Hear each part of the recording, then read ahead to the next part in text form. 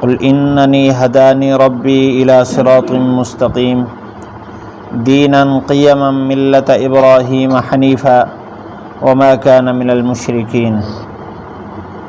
فرما دیجئے بے شک میرے رب نے مجھے سیدھے راستے کی طرف ہدایت دی، یعنی ایسے دین کی طرف جو سیدھا ہے، ملت ابراہیمی کی طرف سب سے یکسو ہو کر، اور ابراہیم علیہ السلام مشرکین میں سے نہیں تھے۔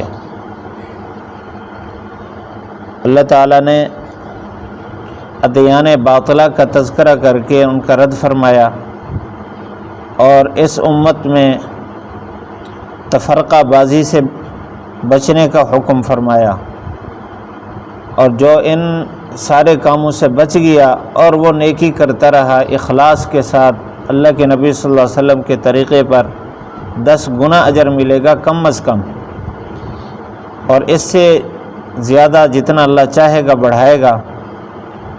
اور جس نے گناہ کیا تو یہ اللہ تعالیٰ کا احسان ہے، نیکی کو 10 گنا کر دیا اور گناہ کو اس کے برابر ہی رکھا۔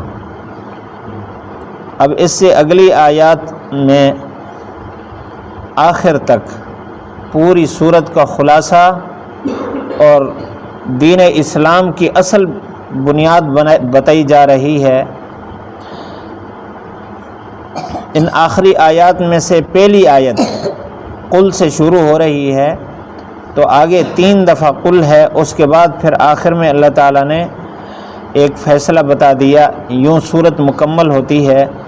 تو اس آیت میں فرمایا اننی ہدانی، آپ ساری امت کو یہ بات بتا دیں کہ میرے رب نے مجھے ہدایت دی ہے سیدھے راستے کی طرف۔ مطلب یہ ہے کہ جو کچھ میں اس امت کو بتا رہا ہوں یہ اللہ کی طرف سے رہنمائی کی ہوئی ہے، اللہ کا پسندیدہ طریقہ مجھے بتایا گیا ہے۔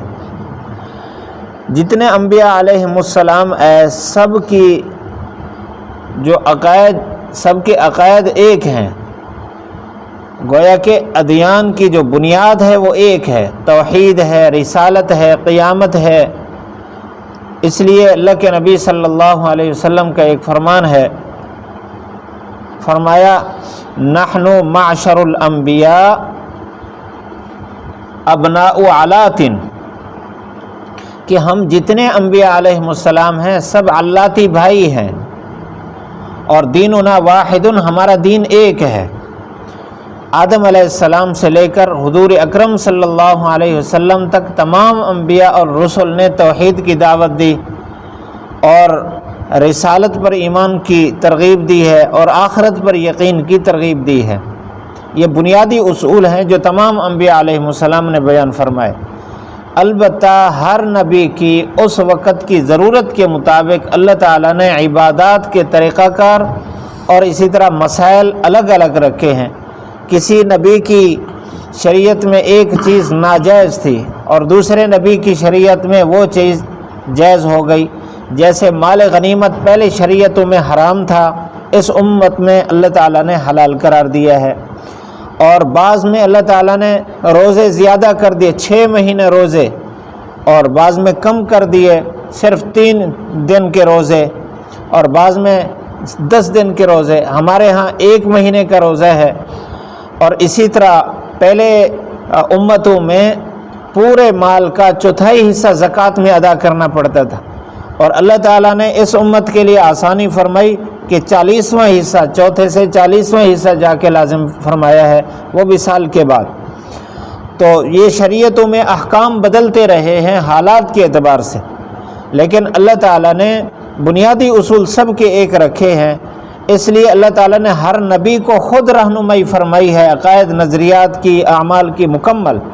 تو ان کا تعلق عقائد کے ساتھ ہو یا عبادات کے ساتھ ہو، مسائل کے ساتھ ہو، یعنی اصولی مسائل ہوں یا فروعی مسائل ہوں، یہ سب اللہ کی طرف سے رہنمائی کی گئی ہے، اللہ نے بتایا ہے۔ اس وجہ سے فرمایا ہدانی ربی الی صراط مستقیم، مجھے میرے رب نے سیدھے راستے کی طرف رہنمائی کی۔ دینا قیما، یعنی ایسا دین اللہ تعالیٰ نے دیا جو بالکل درست ہے، اس میں کسی قسم کے کوئی ٹیڑھا پن نہیں ہے، جو بھی شریعت کا حکم دیکھیں گے اس میں کوئی شک شبہ اور کوئی اضطراب اور کوئی پریشانی والا معاملہ نہیں، صاف ستھرا نظام اللہ تعالیٰ نے دیا ہے۔ عبادات ہوں، معاملات ہوں، کسی کو کوئی تکلیف نہیں ہوتی، حق والے کا حق بھی وقت پر ادا ہوتا ہے، اور جس نے دینا ہو اللہ تعالیٰ نے اس کے لیے بھی آسانی کی صورتیں بتائیں۔ اسی طرح تمام معاملات اور لین دین ہیں۔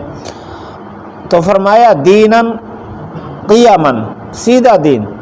آگے پھر اسی کا بیان ہے، سیدھے دین سے مراد ملت ابراہیمی، حضرت ابراہیم علیہ السلام کی ملت کا تذکرہ اللہ تعالیٰ نے قرآن مجید میں بہت جگہ فرمایا۔ ملت ابراہیمی کے جو اصول ہیں وہ اصول بڑے کامیاب اصول ہیں۔ یہ کئی دفعہ یہ بات پہلے بھی ہو چکی، اللہ تعالیٰ نے ایک جگہ فرمایا ابراہیم علیہ السلام کے اصولوں کا تذکرہ کرتے ہوئے، ابراہیم علیہ السلام کو اللہ نے فرمایا اذ قال لہ رب اسلم، ابراہیم علیہ السلام کو اس کے رب نے فرمایا اپنا سب کچھ میرے حوالے کر دو، فرمایا اسلمت لرب العالمین، میں حوالے کرتا ہوں۔ اس کے بعد عقائد نظریات میں ابراہیم علیہ السلام نے اپنی رائے نہیں رکھی، سب کچھ اللہ تعالیٰ کے حوالے کر دیا، پسندیدہ چیز۔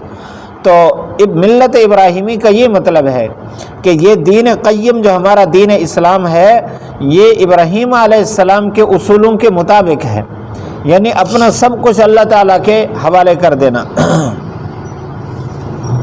اب اس کے بعد ابراہیم علیہ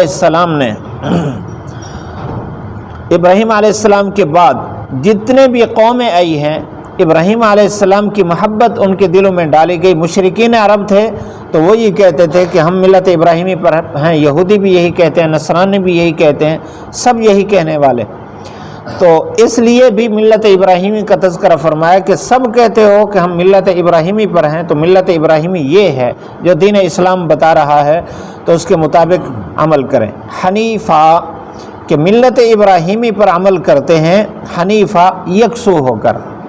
حنیف احنف سے ہے، احنف عرب میں اس اونٹ کو کہتے ہیں جو پاؤں ایک جانب جھکا کر چلے۔ تو پھر حنیف کا معنی یہ بتایا گیا کہ سب سے کٹ کر ایک کی طرف جھکاؤ کر کے اپنی زندگی گزارنا، یہ حنیف ہے۔ ابراہیم علیہ السلام نے صرف اللہ کی طرف اپنا جھکاؤ رکھا، باقی ساری مخلوق سے کاٹ دیا، جتنی مخالفت رہی ہے کسی کی پرواہ نہیں کی۔ تو ملت ابراہیمی یہ ہے کہ اللہ کی فرما برداری میں چاہے ساری دنیا چھوڑ دے تو اس کو چھوڑ دے، لیکن اللہ تعالیٰ کی ذات کو نہ چھوڑے، یہ ملت ابراہیمی ہے۔ وما کان من المشرکین، اسی کی وضاحت ہے کہ ملت ابراہیمی میں یہ بات ہے کہ ابراہیم علیہ السلام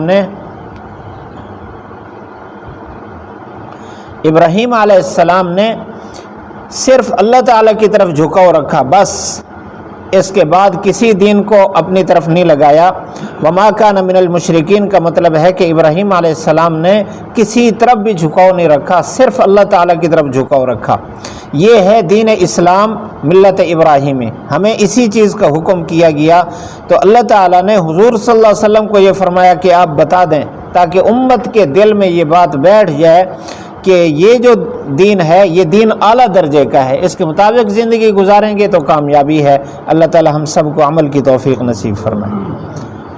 پڑھ لیجئے قل اننی ہدانی ربی الی صراط مستقیم دینا قیما ملت ابراہیم حنیفا وما کان من المشرکین۔